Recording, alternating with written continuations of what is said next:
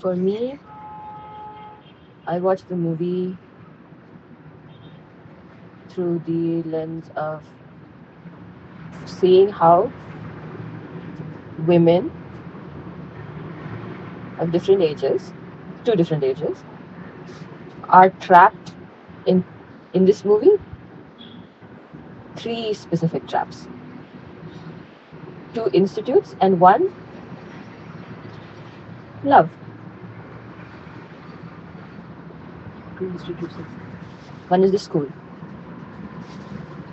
Other is her mom, marriage. She's married to that man. And the third is Mira's love interest.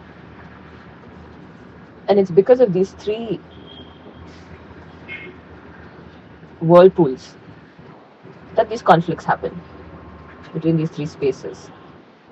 Because it's only natural that Mira, a 18, 19-year-old young girl, is going to fall in love with a boy. It's only natural. But for that love to be so weaponized, to become so dangerous to her, that happens due to two reasons, I feel. One is that boy only and his innate behaviors, which are not the worst behaviors in the world. He's not the worst guy, but he's just a little bit oblivious. He's a child. He doesn't understand the consequences of his actions.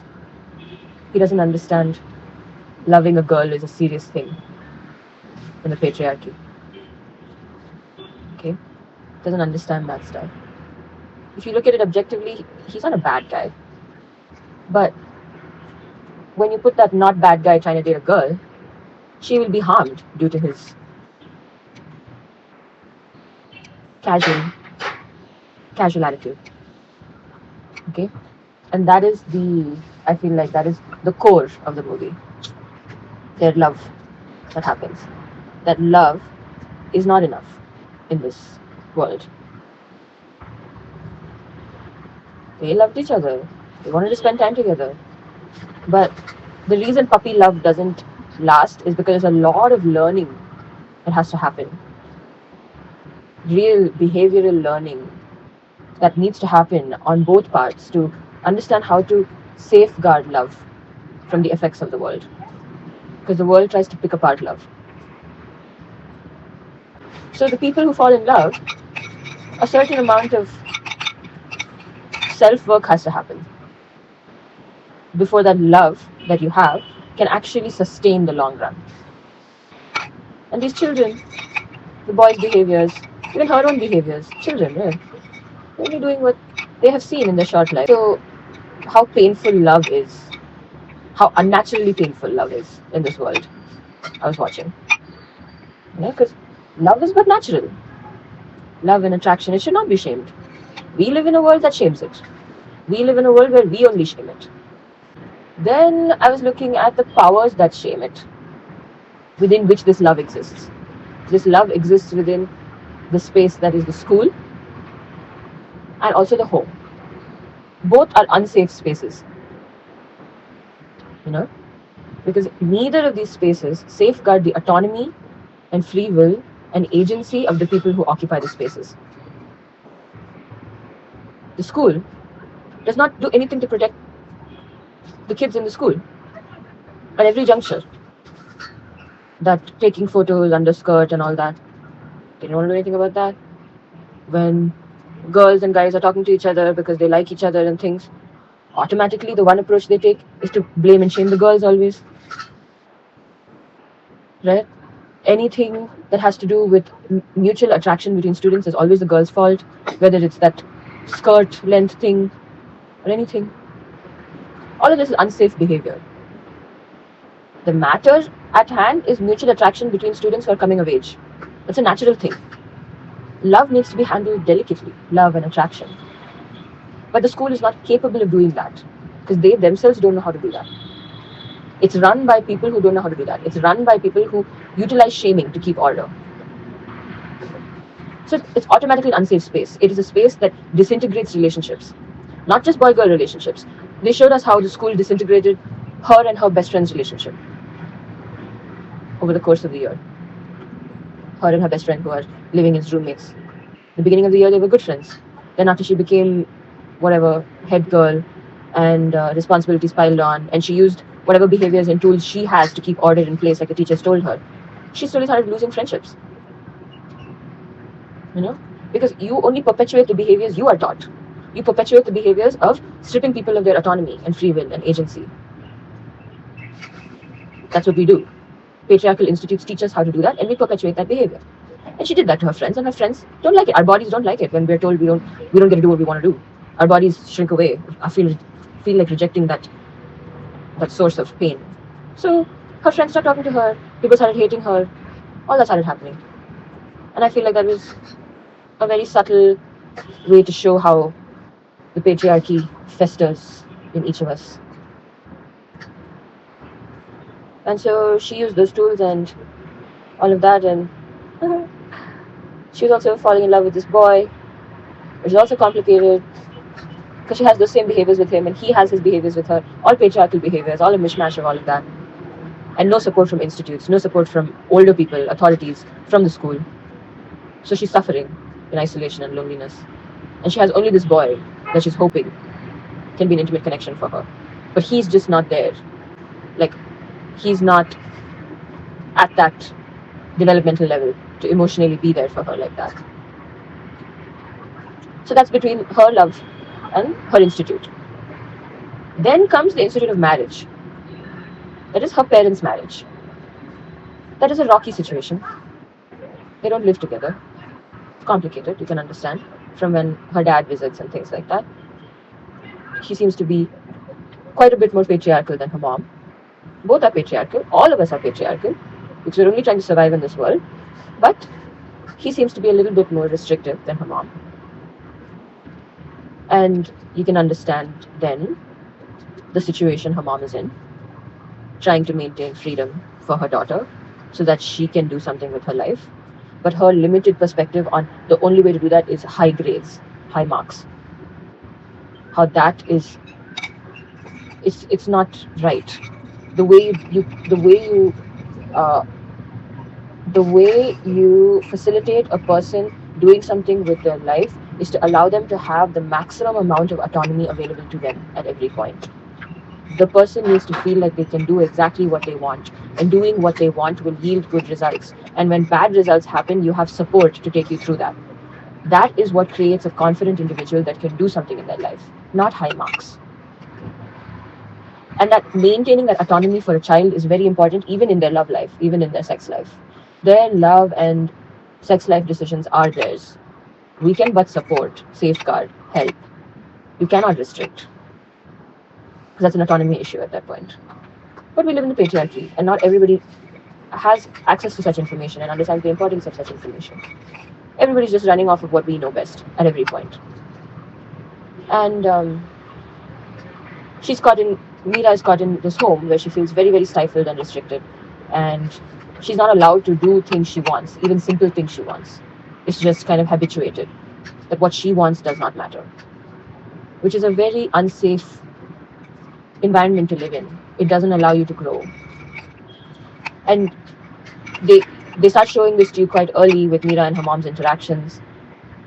But later on you understand that Mira's mom also is caught in the situation with her dad. Her behaviors also are only a consequence of the institute of marriage that she's in. And we see the complexities of female relationships due to living in the patriarchy. And they show you that through the mom and daughter lens, which is extremely interesting and uncomfortable, which is good, because her mom is kind of like very friendly, very open. She's very confident in herself, and she kind of uses that confidence to create intimacy with others, whether it be her school friends when she visits, or her interest, her boyfriend, like her romantic interest, which it's a gray area. It's neither right nor wrong, but it's wrong to disrespect your daughter's feelings.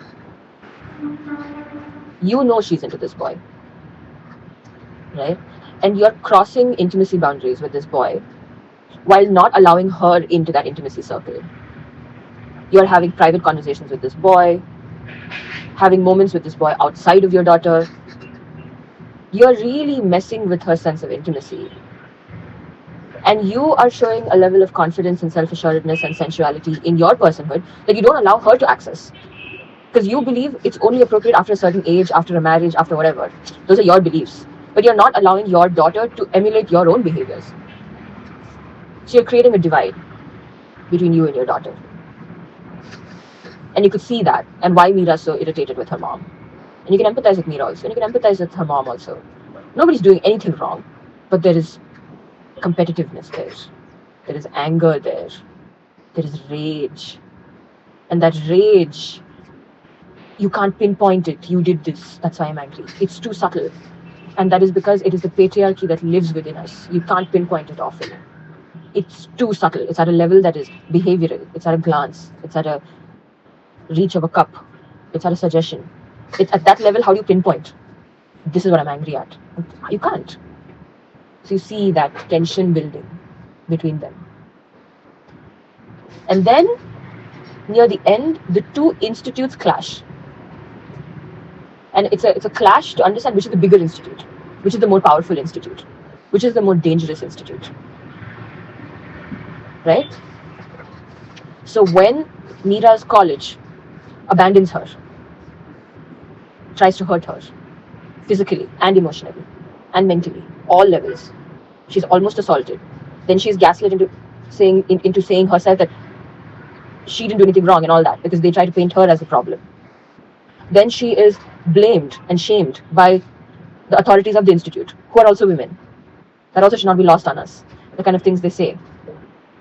When the institute that she studies at fully turns on her, the institute of marriage in which she lives, in her home, has her back. Okay? And that is her mother, because her mother is within this institute of marriage. She's tied to that. And her mom takes the load, the shock of this incident. She stands up against this institute, and she stands up against her institute of marriage also. She's keeping the secret from her dad as well. She's not going and calling dad and telling this happened. Things are shaky with the dad. She's not telling the dad. So she is the centerpiece. She's holding her relationship with her daughter, relationship with the institute, and relationship with her husband. She's at the center point of all of these. Right? And it is an imperfect job. It is painful. There is hurt on all sides. But at the end of the day, this is the reality of what we live in. And it's highly unnatural. It should not be this complicated or this painful or this competitive. This evil. It should not be. We should not normalize it and say this is how it is. It is how it is right now. It needs to be challenged. It needs to be shook and changed. And we are doing it. We're doing the work with these conversations. And in the end, when I didn't see it like, oh, they're best friends now. I saw it like, Mira understands the world a little bit better now. That love in this world, with these forces at play, is difficult. It is dangerous. And we are always trapped between the institutes in which we exist. We can but make alliances. And that is true love, genuine love. And in this instance, her mom stepped up. Often, we are only choosing between the lesser of two evils until real change happens collectively. You know?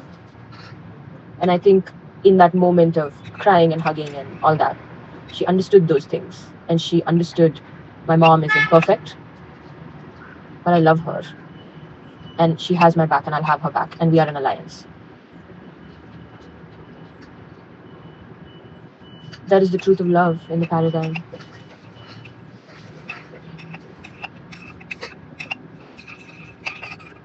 That's how I saw it.